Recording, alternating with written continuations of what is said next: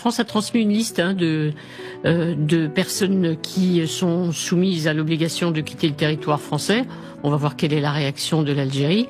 Et effectivement, il laisse entendre, Bruno Retailleau, que en cas de refus de l'Algérie, et s'il ne peut pas avancer, c'est-à-dire en gros il n'y a pas de remise en cause, notamment des accords de 1968, il pourrait très bien partir. Eh bien, je dis, c'est une excellente nouvelle, mais qu'ils partent.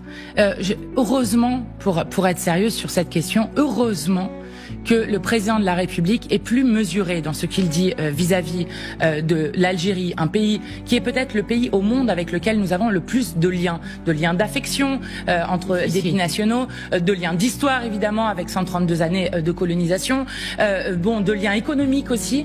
Et donc heureusement que le président de la République est plus mesuré qu'un ministre de l'Intérieur qui d'ailleurs s'octroie des prérogatives que la Constitution ne lui donne absolument pas. Que je sache, il n'est ni ministre des Affaires étrangères ni président de la République. Vous parlez de quelle prérogative en mettant cette pression et de s'ingérer à tout va pour expliquer quelles doivent être les relations avec l'Algérie. Donc Monsieur Retailleau, le ministre de l'Intérieur, est un fauteur de troubles.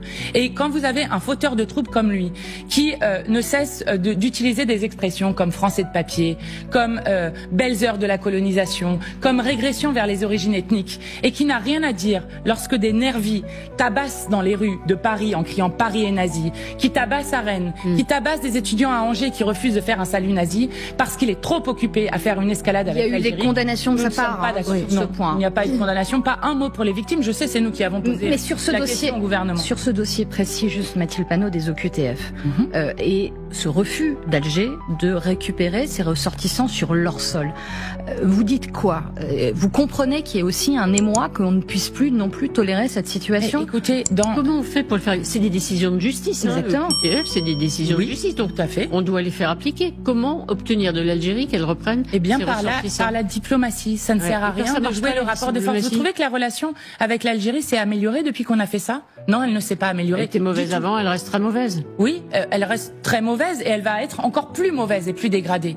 Et je redis ça avec force, mais jouer l'escalade à tout va, le fait de bomber le torse, le fait d'abord aussi de provoquer des blessures chez des millions de nos concitoyens qui sont encore une fois liés au peuple algérien, liés au peuple de la Méditerranée, n'aidera en rien. Il y a beaucoup d'Algériens qui ne sert absolument à rien. Il y a beaucoup d'Algériens qui demandent à ce que ces OQTF soient appliqués et qu'on renvoie en Algérie. Ça n'a rien à voir avec le fait qu'ils soient appliqués ou pas appliqués. Oui, ça a à voir avec le fait que cette méthode ne sert à rien, si ce n'est à provoquer de la tension et de l'escalade entre un pays avec lequel nous sommes historiquement liés.